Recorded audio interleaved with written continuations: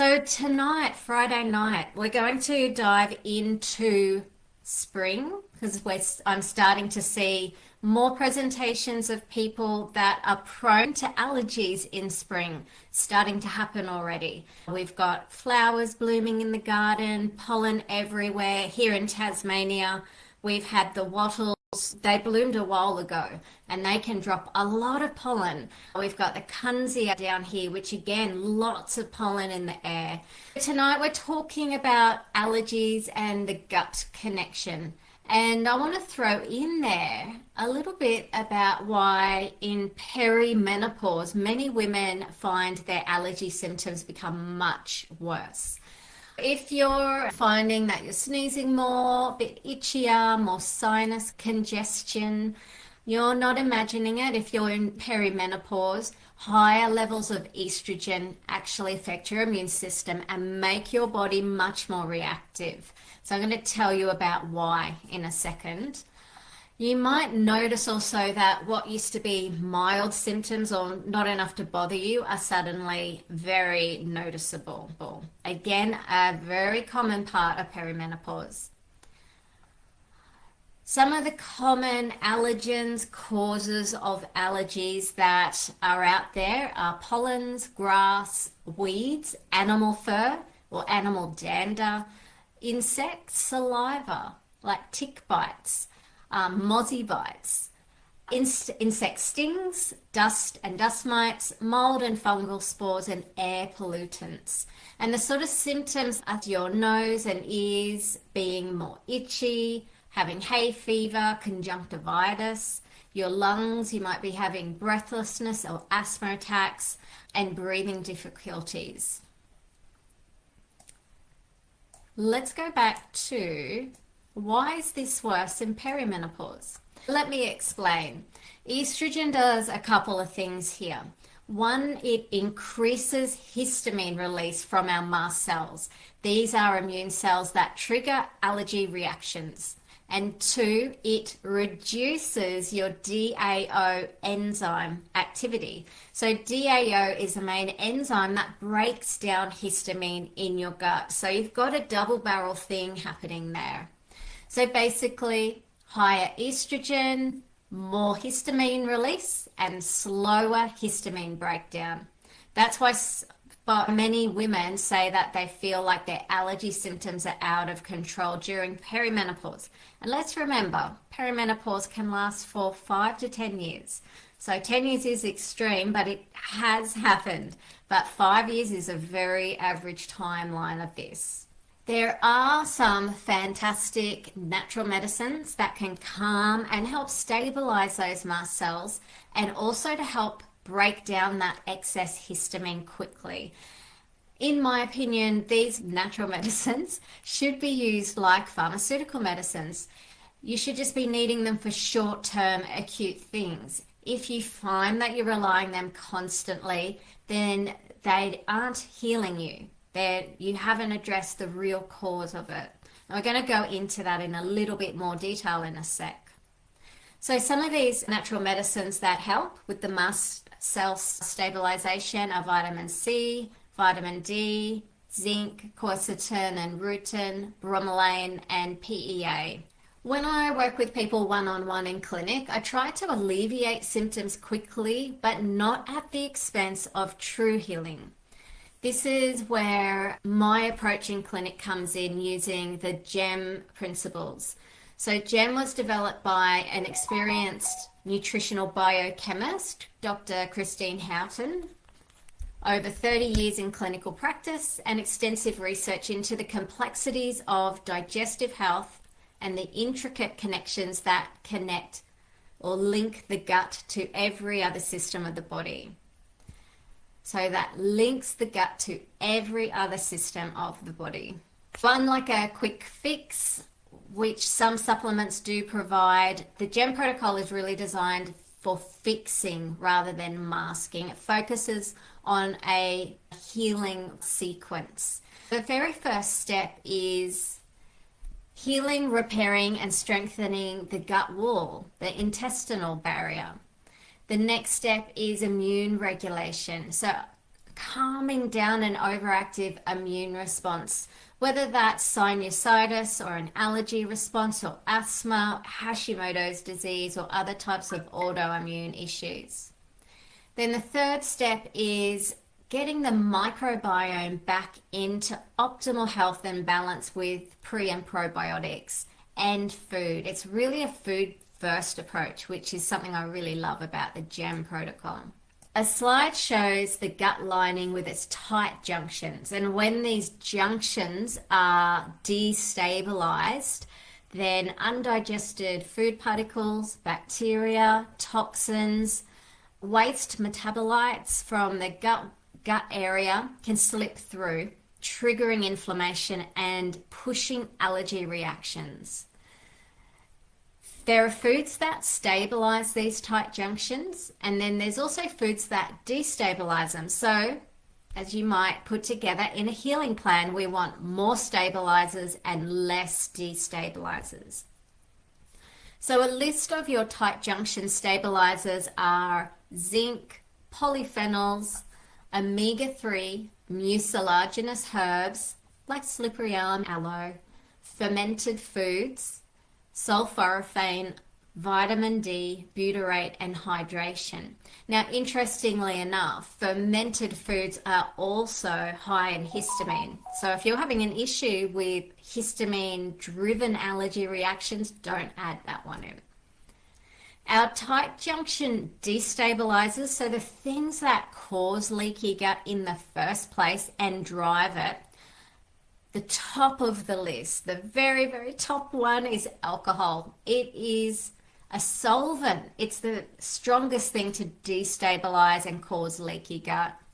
Next is sugar, then processed foods, trans fats, non-steroidal anti-inflammatories like Nurofen, high levels of stress, omega-6. So omega-6 is in our oils like canola oil and those heat processed vegetable oils. Caffeine, allergens, and dysbiosis, meaning dysbiotic bacteria in the gut, also destabilize. So there's a list of your stabilizers and destabilizers, and it's all about balance. It's not about getting rid of all the destabilizers from your life forever. It's all about balance. Working on that gut wall, so we use our stabilizers to help bring the gut cells back into a nice function again. We can also bring in NRF2 activators like sulforaphane from broccoli sprout, which has been proven with studies to upregulate protective genes and help the cells to replicate and heal and improve their function.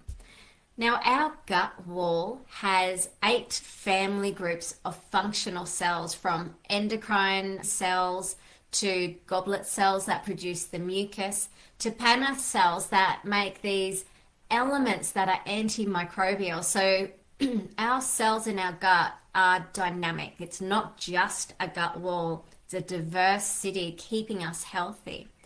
When we use NRF2 activators like the sulforaphane, what we're doing is we're improving the function of these cells, and that improves the integrity of the gut wall, the whole gut environment, and then a downstream effect through the body to the rest of the organs, affecting liver, hormones, brain health, everything, because the gut is connected to every other system in the body. Once we've helped that gut wall become really strong, really functional again, then we can also tune into the immune system.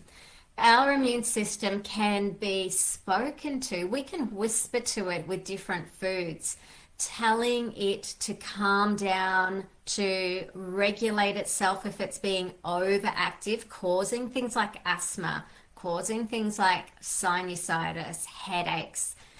And the sorts of foods that are really great for that, at the moment, what I'm really loving and using a lot in clinic is postbiotics. So postbiotics work by going in through the gut wall via toll-like receptors and then they speak to inflammatory and immune system elements like interleukin 12, which has a ripple effect like dominoes. You knock one down and it's like this ripple effect that favorably calms the immune system and helps it to do its job better, to upregulate protective elements that need to get on top of infections. And then finally, step 3 is focusing on the microbiome, the gut microbiome to be specific. We want to have a nice healthy population of good gut bacteria and a small population of dysbiotic bacteria. So it's all about crowding out any dysbiotic organisms with lots of good bacteria. And we achieve this by introducing targeted prebiotic fibers. Now, if we add the prebiotics fibers in too quickly or too early, it actually can exacerbate your gut symptoms. So if you've ever been known to try fiber and get intense bloating or gas or just feel worse, that is a possibility. So when we don't heal the gut first, get the immune system calm, then adding these fibers in too quickly does have that effect. We also have many species of gut bacteria, and we need to look after them all. And all those families, just like a thriving metropolis city, all have different diets. This happens in our gut. So some of those microbial species, they might like onions, others might like oats. And finding a way to feed them to keep the diversity healthy and happy is key. So this is where a varied diet is very key for long-term health. Now, it's a little bit tricky if your gut isn't healthy and you've got food intolerance already developing. There is a process of navigation where we need to still work on the gut wall, calm the immune system, get that really solid, and then we can start adding the prebiotic fibers in slowly. And once all that's been achieved, then we start to see the benefits from a diverse gut microbiome. We see improved serotonin levels, so our mood lifts, our sleep improves. We see improvement in focus, in mental clarity. Our liver actually starts to detoxify better. Our hormones become more balanced out as well, and our skin becomes much healthier. The skin is a very clear reflection of what's happening internally, particularly with the gut. Well, we're pretty much nearly at the end. I've explained a very complex mechanism very simply about how I help people recover their health. And that's by getting the gut healthy, which then affects the entire body. But we also still can use natural remedies as a symptom strategy to help us feel better faster. So let's go on to some of those really handy natural remedies.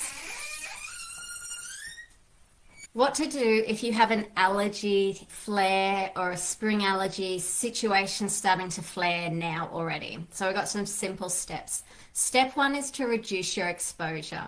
So this could be environmental exposure. On windy days, keep the windows closed so that pollen or dust doesn't come in. And also on windy days, hang your washing inside to stop that dust being on your clothes and being brought in that way. If you've been outside in the garden or in the paddock, wash off, so have a shower and change your clothes. Again, reducing that total load. For people that are around more pollen, dust, and you'll know this because you might be, I don't know, as lawns start getting trimmed more, you might start having more sinusitis and stuff happening. You can definitely try using a saline nasal wash with a neti pot just to flush out the actual particles out of your nose as well. You can use an air purifier, really good for kids if you have kids with asthma, struggling with allergies at home. Even if it's just in their bedroom overnight, can make a huge difference for their health. And wiping surfaces with a damp cloth also can make a noticeable difference. So not dusting, but a damp cloth to pick up that dust. When it comes to foods, There's foods that are high in histamine. This is really important for our perimenopausal ladies.